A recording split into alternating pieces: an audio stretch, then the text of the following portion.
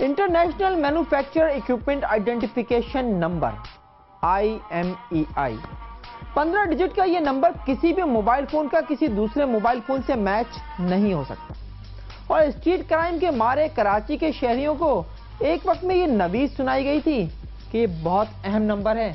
अगर आपका mobile phone चोरी या छिन जाए तो इसकी मदद से आप अपना मोबाइल फोन ब्लॉक करा सकते हैं। लेकिन जनाब, अगर ये इतना ही अहम होता तो आज कराची में स्ट्रीट क्राइम तो जड़ से खत्म हो चुका होता ना। लेकिन ऐसा तो नहीं है ना। और हाल यह है कि ये जुर्म कम होने की बजाय बढ़ता ही जा रहा है। और इसकी वजह है मोबाइल मार्केट्स में बैठे हुए वो लोग जो चोरी और छीने गए मोबाइल फोन्स की खरीदो फरोख्त आज़ादाना करते हैं। और वो आपका चोरी और छीना गया मोबाइल फोन बिल्कुल नया करके बेचते हैं, बिल्कुल वैसे ही डब्बे के साथ जो फोन चोरी या छिन जाने के बाद आपके घर पर पड़ा रह जाता है। और उस पर IMEI नंबर भी बिल्कुल सेम होता है।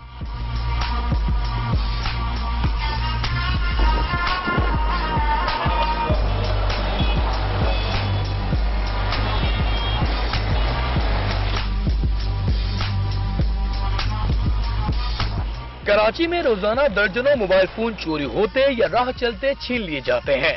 इनका माहाना तखमीना हजारों जबकि सालाना 1.5 से 2 लाख बनता है, जिन्हें बराए नाम कीमत पर मार्केट में बेच दिया जाता है। अब मार्केट वाले इन्हें एक मर्तबा फिर आम सार्फिन को फरोख्त कर देते हैं। और वो ऐसा इसलिए करते हैं कि चोरी के मोबाइल फोन की फरोख्त से जो मुनाफा हासिल होता है वो नए सेल फोन की निस्बत कई गुना ज्यादा है।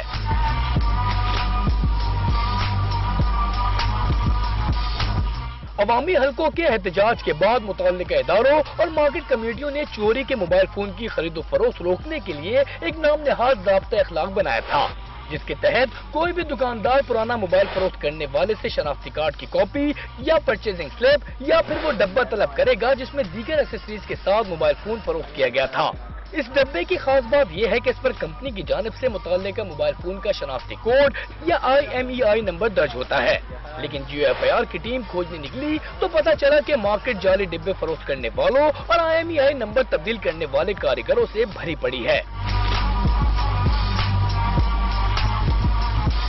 गली में जाओगे ना, उल्टी पहली दुकान आपको डब्बे नजर आ जाएंगे। IMEI नंबर होते हैं। IMEI नंबर ऐसे नहीं बनते। CPLC वगैरह सारे गवर्नर हाउस से उनको अथॉरिटी मिलती है तो बनते हैं। कोई कंप्यूटर वाला जानने वाला है, प्रिंट आउट निकाल दो किसी भी पैसे लेके, वो एक नंबर शीट दे देगा बना के स्टिकर में लेके वो डिब्बे पर चिपका लें। आसान काम है। मोबाइल मार्केट से मिलने वाली रहनुमाई के बाद हम तीसरे कारीगर के पास पहुँचे। शुरू में वो दूसरों की निस्बत ज्यादा मोहतात नजर आया, लेकिन जब उसे इत्मीनान हो गया तो वो यूं खुलता चला गया जैसे कपड़ा बेचने वाले ग्राहक के सामने थान खोलते हैं। क्या करना है, मोबाइल बेचना है, क्या करना है? ऐसे समझ लें। IMEI बन जाएगा, स्पीकर का हो जाएगा, आपको एक्सेसरीज भी यहाँ कहीं से अरेंज करा देंगे। अगर ये थोड़ी देर बैठो यार, वो सैफल वगैरह आ जाए तो यहाँ पे होता है। पहले बनवाया था? पहले बनवाया नहीं था, मतलब दोस्त ने बनवाया था, उसने मुझे बताया था आपका तो मैं देख लो, मुझे एक की ज़रूरत है तो कितना खर्चा आएगा। एक ये बनवाना है IMEI और एक उसका एक्सेसरीज होती है ना विद उसके साथ चाहिए। यार एक्सेसरीज तो हमने कभी डाली नहीं है, तो इधर से आपको मिल जाएगी, कोई मसला नहीं है एक्सेसरीज। तो आप पूरे कंप्लीट आप कर दीजिएगा ना। बाकी ये कि बंस रोड गए हो कभी? वहाँ से स्टिकर ये सस्ते में बन जाएगा आपका, इसलिए कितने का बन जाएगा? वहाँ से मेरे ख्याल में आपका 70-80 रुपये में बनेगा। यार वो जो मेन रोड है ना, बंस रोड का, मस्जिदें आती हैं तो उससे आगे पट्टी में सब तकरीबन बना रहे हैं। ये डब्बा ले जाना, बोलना ये स्टिकर बनवाना है, ये बनाना। अगर पैसे बचाने हैं तो वहाँ से बनवाना है तो बनवा लेना, अगर यहाँ से बनवाना है तो मैं बनवा दूँगा। अगर आज मुझे दे जाओगे तो मंडे को आपको आसानी से जल्दी मिल जाए। ठीक है, चलो थैंक यू सर भाई, मंडे को मिलता हूँ आपसे। Thank you sir. देखा आपने, थोड़ी सी मेहनत के बाद बिलाखिर दुकानदार साहब तैयार हो गए और वादा किया कि एक दिन बाद डब्बा बिमा IMEI नंबर और तमाम एक्सेसरीज के साथ आके ले जाएं। और वादे के मुताबिक जब हम अगले दिन पहुँचे तो डिब्बा हमारे हाथ में था।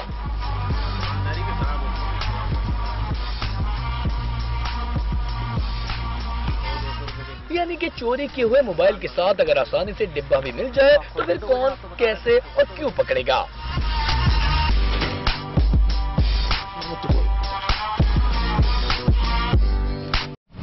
एक कानून का तोड़ कितनी आसानी से कर लिया गया, ये आपने देखा। अब इस सारी सूरत हाल पर बात करेंगे। इस वक्त हमारे साथ स्टूडियो में मौजूद हैं CPLC चीफ अहमद चुनाई और कराची इलेक्ट्रॉनिक्स डीलर्स एसोसिएशन के सदर Idris Memon. Welcome in our show.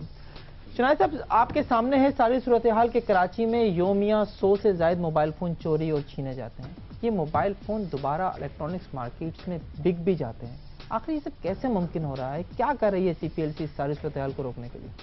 देखिए, कराची में जो एवरेज रिपोर्टेड केसेस हैं वो 100 के करीब हैं, लेकिन हम समझते हैं कि शायद ये 20% भी नहीं है जो रिपोर्ट होते हैं। इससे कहीं ज़्यादा मोबाइल जो हैं वो चोरी होते हैं और छिने जाते हैं। तो जो लोग हमें रिपोर्ट कर देते हैं उनकी इमेज और उनके सिम्स तो हम ब्लॉक करवा देते हैं। जो रिपोर्टेड फिगर्स नहीं होते वो हमारे लिए मुमकिन ही नहीं है कि हम उसकी रोकथाम कर सकें। क्या कराची इलेक्ट्रॉनिक्स मार्केट्स में नए डब्बे भी बन जाते हैं, नए IMEI प्रिंट हो जाते हैं? क्या ये पॉसिबल है? देखिए, सब कुछ पॉसिबल है। 2 इंस्टीट्यूशंस का MOU है और हम इनके साथ मिलकर काम करते हैं और ये हमें टेक्निकल सर्विसेज प्रोवाइड करते हैं। हमारे मेंबरान जब भी कोई फ़ोन बिकने आता है तो वो इनके जो भी नंबर हमें दिए गए हैं उस पर फ़ोन करके पूछते हैं कि आया ये नंबर ब्लॉक है, चोरी हुआ या छिना हुआ तो नहीं है। अगर ये उसको क्लियर करते हैं तो हमारे लोग ख़रीद लेते हैं। मुझे ये बताइए कि क्या IMEI नंबर के मुख्तलिफ डब्बे बनना शुरू हो गए हैं? एक ही IMEI के 2-2 डब्बे मार्केट में आपकी अवेलेबल होते हैं, बनते हैं, प्रिंट होते हैं। उस सूरत में कैसे किसी को रोका जा सकता है कि वो मोबाइल फ़ोन जो है वो अपना ब्लॉक करा ले, और जब कोई ब्लॉक करा ले खरीदने के लिए भी उसके पास मौजूद है दूसरा डब्बे के साथ? नहीं, देखिए, जब वो कोई ब्लॉक कराता है तो उससे सारी तफसील पूछी जाती है। फिर ओरिजिनल डब्बा जो होता है उसकी कॉपी तो ज़रूर बन सकती है यहाँ पे, लेकिन ओरिजिनल नहीं बन सकता यहाँ पर। हमारे पास इस वक्त स्टूडियो में 2 डब्बे मौजूद हैं। आप मुझे सिर्फ ये बताइएगा कि इनमें से कौन सा ओरिजिनल है। दोनों के ऊपर जो है सेम IMEI नंबर मौजूद है और ये IMEI नंबर इस फ़ोन का है और ये इलेक्ट्रॉनिक्स मार्केट कराची की वहाँ ये तैयार हुआ है। देखिए, ये जो डब्बा है ये इसका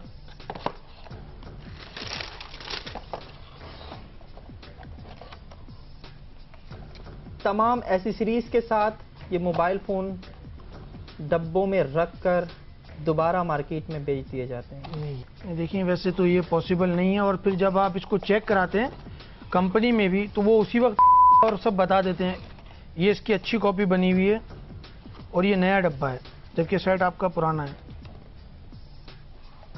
और ये 2 नंबर है डब्बा। इसमें आप इससे क्या फर्क पड़ता है कि कौन सा नया है या कौन सा पुराना? अगर हम इस मोबाइल का नंबर SMS जो एक तरीकेकार है IMEI हासिल करने का, अगर हम उसके ऊपर इसे भेजते हैं जी, स्टार हैश 06 हैश जी, जो IMEI जो सीरियल नंबर इस वक्त आया है वो सीरियल नंबर इन दोनों पैकेट्स पर दर्ज है।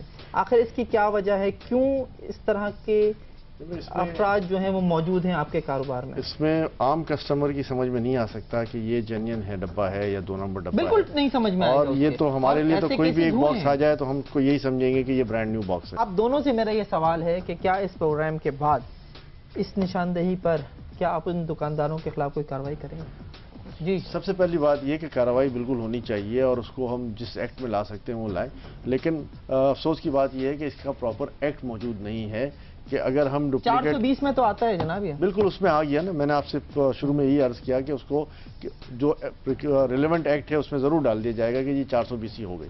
लेकिन 420 बेलेबल ऑफेंस थाने की हद तक भी है और इसके बाद फिर इसकी कोई आगे फर्दर प्रोसीडिंग्स जो है वो इस तरह नहीं होती कि उसको वाकई में सज़ा मिल जाए। आप ये कहना चाहते हैं कि इस हवाले से कोई एक कानून भी हो जिसमें ये चीज़ भी शामिल हो कि चोरी या छीना गया मोबाइल फ़ोन अगर फ्रॉड किए गए डब्बे के साथ बेचा जा रहा है तो जब चोरी और छीना गया मोबाइल फ़ोन की भी तो दफ़ा उसी के ऊपर लगनी चाहिए? नहीं, वो बिल्कुल लगेगी, लेकिन ये काउंटर फीटिंग में आता है कि आप IMEI नंबर्स को जो है वो दोबारा काउंटर फीट करके या उसी को जो है वो रिपीट करके उस चोरी में फैसिलिटेशन कर रहे हैं कि जी ये चोरी हुई, आपने फैसिलिटेट किया, आपने एक्स्ट्रा सिमिलर IMEI नंबर जो है आना तो मुजरिमाना में आता है। बिल्कुल आता है, उसमें कोई वो नहीं है। आप क्या कहते हैं? आप एसोसिएशन के जिम्मेदार होने की हैसियत से इस निशानदेही के बाद किसी के खिलाफ कोई कार्रवाई करेंगे? मोबाइल फ़ोन जो है fastest growing business of the world है इस वक्त और इसमें लेजिस्लेशन की ज़रूरत है। जितने तजर्बात की रोशनी में और मुशाहिदात की रोशनी में जो चीज़ें अब तक हमें सामने आ चुकी हैं